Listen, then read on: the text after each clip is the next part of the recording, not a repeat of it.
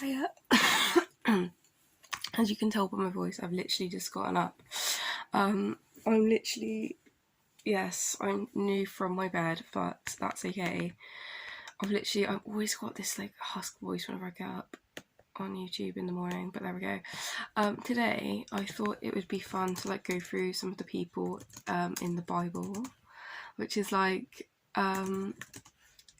religious. So yeah, if you're not religious and you don't want to hear this, then please don't watch it. This is kind of for people that want to discuss this, because really I always mention in my recent videos that I've been on Elevation Church, which I'll link below, recently, because I was brought up a Catholic and I kind of like stopped practicing it and whatever, and then recently found faith during lockdown. And yeah, I thought I'd just go through a bit of stuff like that I've like looked at and seen over my, because I also, which I'm going to link, is this YouTube channel called Saddleback Kids, which basically is a YouTube channel based for kids really, but I watched it as an adult, and it really tells you like all the stories of people in the Bible, which is quite cool. And this is where I learned like most of this stuff, to be honest. A little bit I learned on Google, but a lot of it I just learned from this. So I'm just going to start with Moses, because I feel like I forget all these things. You hear all these stories. I don't know if you've brought up in a Catholic school like I was, but I hear these stories and then I forgot them. So Moses, I've spoken about in another video, and basically there's more to it than this, but there's that story of Moses in the burning bush where his parents basically, I think there was something off about him in terms of, I don't know, he had some sort of disability or something like that, and he basically was shamed by his parents, so he always looked down, I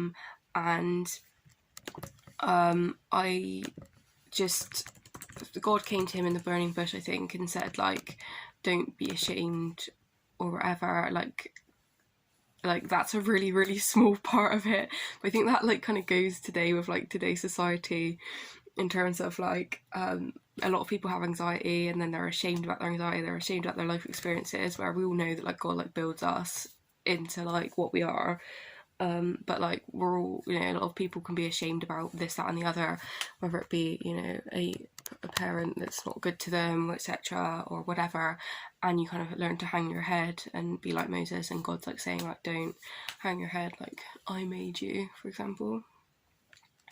Let's move on. I'm going to go really like small on each person's advice, like I'll ramble on forever.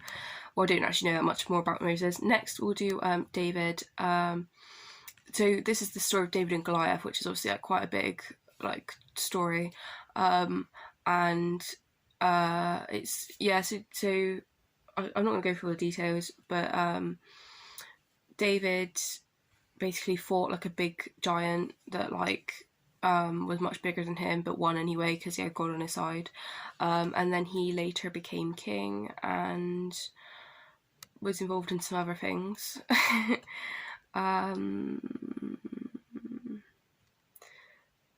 There's a few that I still haven't looked at, to be honest. Noah, obviously Noah's Ark. Like, I mean, this is obvious. I'm just going to quickly go back to David. I'd want to apply some of it. Obviously, like with the whole, you know, David and Goliath. You know, what is bigger than you may seem too big, but God is on your side, so you can potentially attack. I'm not saying like go and like kill people with slingshots, but I just mean like as an application for today. Because when I've watched Elevation Church, they say the Bible always stands like you can't. God won't like contradict himself. If you're, again, this is if you're religious. Like again, if you're not religious, I'm not trying to force you into religion. This is like me talking about something that I wish to talk about. And yeah, so obviously David and Goliath, like, you know, that could be like a new job that you're scared of. That could be like Goliath, or like someone that you are not, you don't get along with, or something like that. And it's not necessarily about conquering, because there's enough verses in the Bible that said, you know, I'm not sure if it's a verse in the Bible or whether I've just seen this elsewhere, but I don't think it's about conquering a lot of the stuff, because God doesn't conquer us, does he? Like, that's not like his aim. So it's about like obviously not conquering. But yeah, David and Goliath, God helped him to overcome the big giant. So yeah, Noah, obviously Noah's Ark, which all these stories I know, if you don't. Basically, Noah was told by God there was going to be a big storm, and to put like 2 of each animal, or 2 of like a few couples, and put them in an ark so then they could basically survive the water. And I think this more to me can apply to families or friendship groups that, you know, there's a lot that goes on in the world, and I'm a person where I've beat myself up in the past for not doing enough, or like not being able to like help certain situations and things that are really out of my control. I'm just gonna drop this in here. I'm probably rambling like so much, and I'm gonna try and like be less rambly about it. But there's this phrase that says, learn. It's like a prayer, so like, God, like, help me accept what I can't change, change what I can, and learn to know the difference. And yeah, like, that is a thing where I think with Noah, you're protecting the people you can, but you're not beating yourself up about that depressed man in, you know, Asia that like has no friends, but you can't reach him because you have your own life.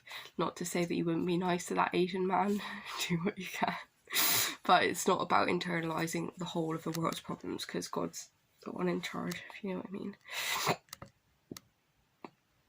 I mean. Peter. Let me not get these mixed up.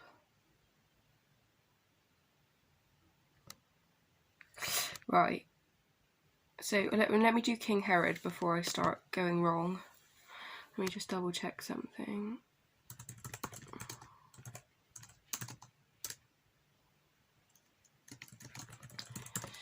Make sure I've got the right person. Oh no, it was Peter. Yeah, that's fine. Okay, so yeah, Peter, he denied God 3 times. I'm not going into the entire story, but the points I took from it was basically he was around loads of other people that didn't.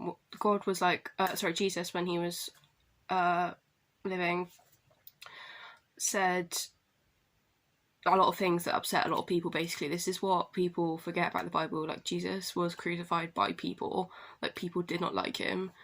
And not all of them. He had disciples, not people like believed him, but a lot of people didn't. So some people that didn't like Jesus, Peter went and sat with or whatever, denied Jesus, denied knowing him 3 times, and basically ended up apologizing for it, and God like forgave him. So yeah, I can't remember. Oh god, yeah, Judas, which I haven't got much game on. I'm gonna quickly do this. Judas, I can't remember the story. But it's something to do with like selling. Yeah, I think he like sold Jesus for like money. Basically, like he like sold his whereabouts away for money because Jesus was in hiding or whatever. Basically, betrayed him as well. And yeah, basically, there's So that was Judas. I'm not gonna like try and remember every single thing because this video will be too long anyway. So King Herod, basically a ruler, and didn't listen to Jesus, thought he knew better than everyone, and I think eventually God killed him and he killed his people because there was like a huge like plague that came in, maybe apt for today's government. Some of them, they're trying to cut funds for free school meals, so take a leaf out of the Bible, honeys. No, I'm joking. I'm not trying to smear the government, but I'm just making a connotation here. So yeah, one thing I just want to say about Peter, which was the one that denied Jesus 3 times, maybe that could relate to people who maybe are a bit snaky with their friends or whatever, and they maybe have been a bit not the best to them, or maybe said things about them behind their back that they regret, gossip and stuff. Repent for it and it'll be okay. Change, as Jesus says, or it says in the Bible, or some prayer or whatever, like turn away from sin, he'll like forgive you. So there we go. Adam and Eve, the first ever creation story. I literally feel like I'm literally looking at you expecting you to know what I mean. And I feel like these are well-known stories, but Adam and Eve, first people in the Garden of Eden. God makes man and he makes a woman out of the man's ribs or something. And there's an apple on a tree, and God says, you enjoy this entire place, but don't eat the apple. And what do? A snake comes up to them, tempts them to eat the apple, and they eat the apple. And God comes back and he says, forever you will be sinner. No, he said basically, he didn't say that, but basically God, I think, I'm not sure if this was about forgiveness, but it's more about we are human beings and we do have sin. Like Jesus didn't have sin, he didn't sin, but we are human beings and we sin because we're human. And that's basically what that's about.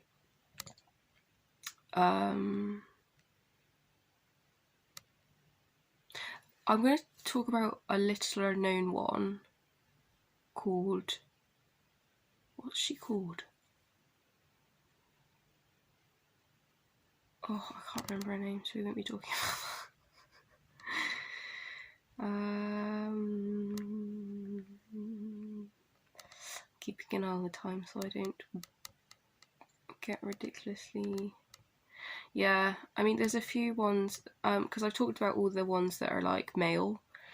There's a few females. One of them's called Tamar, which is the daughter of David, and I think, I don't really fully remember what the full, because there's a lot of different parts of the Bible which are still relevant today, and I think it was like she married 2 different men who were like evil, and like God killed them because they were evil, and then eventually she becomes pregnant from a man who's like important, and she has 2 babies basically. So yeah, that's Tamar, very simply put. And Jezebel, I'm not too sure, but I've seen a few things like Jezebel. I really should look into this more, to be honest, because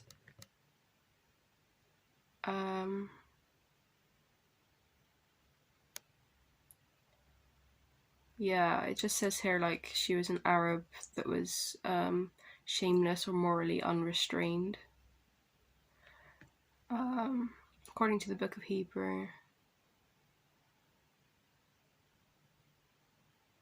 Yeah, I think it's just about basically worshipping false gods,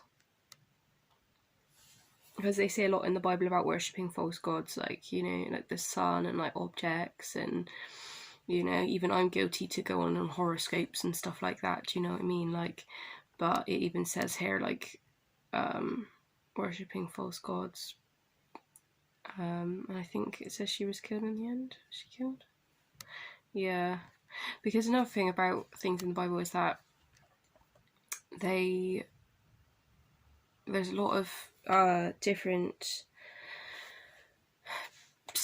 sections, so like obviously like the types of people you get, which kind of is interesting.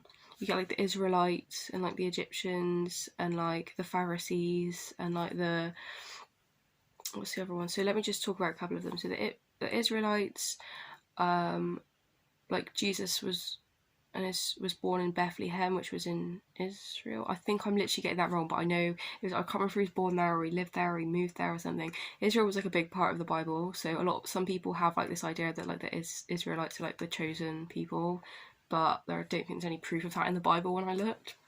The Egyptians, so we all know what an Egyptian is, but they were put into... they were part of it, just another people that were there. People of Judah and the Pharisees.